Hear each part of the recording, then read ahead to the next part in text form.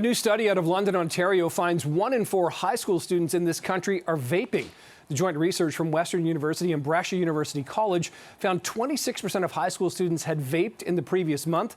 And the study also found 12% exclusively vaped using nicotine. So for more on this, we're joined by the co-author of the study, Jamie Seabrook, the chair and professor in the School of Food and Nutritional Sciences at Western University. Good to talk to you about this, this afternoon, because I was just, funny enough, telling my son about the Smoke-Free Ontario Act from 2006 a couple of nights ago. He was asking me about smoking. Vaping, of course, is a slightly different situation, but are teens really aware of the dangers of vaping as much as the harms of nicotine and tobacco products of the more traditional side? That's a great question. Research is coming out that more adolescents are becoming aware, but they're not as aware as tobacco, simply because there's not been a lot of longitudinal, long-term research done.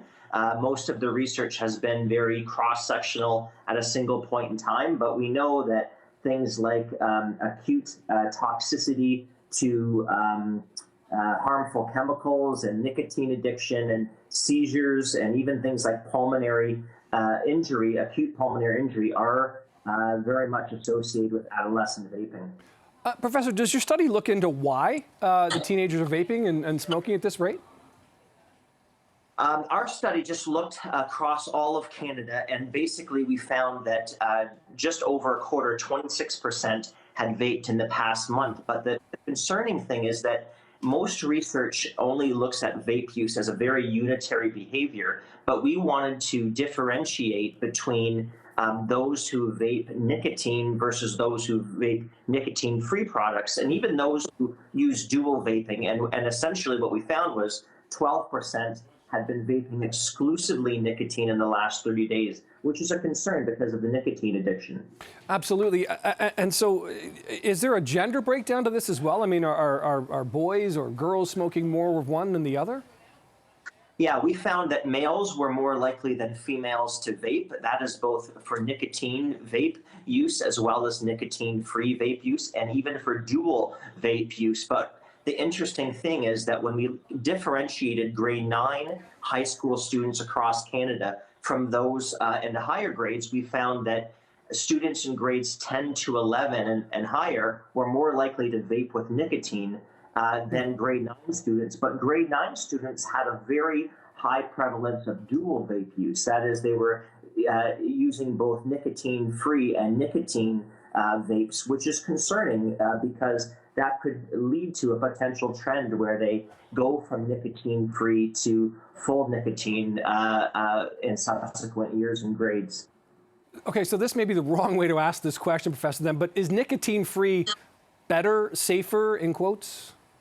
Yeah, it would be safer for sure than nicotine. Again, the big issue with nicotine is that if they get addicted to nicotine, there's the higher odds, the higher risk of initiating cigarette smoking. And in fact, our research showed that vape use was very much highly correlated with cannabis use and with alcohol use and cigarette smoking, which tells me polysubstance use in general, not just vape use, is very, very prevalent among high schoolers in Canada. Yeah, I mean, we've all been to high school. We've all kind of seen it, I suppose, but it's not necessarily a trend you want to see continue. Is there a way to try to reverse this based on what you've seen and studied? Can you figure out a path to try to help fewer teenagers vape and nicotine or nicotine-free products going forward? That's a great question. I have two recommendations. One at a very basic level, but important level, is we need more research and more education, because the more research and education that comes out, the more adolescents are going to be aware of these potential risks of vape use and how it's linked with mental health and how it's linked to polysubstance use.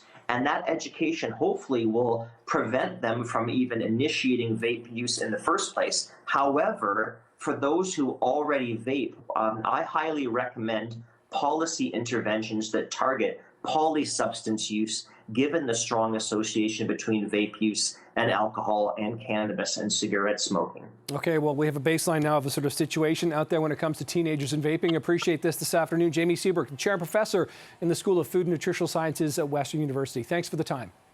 Thanks so much.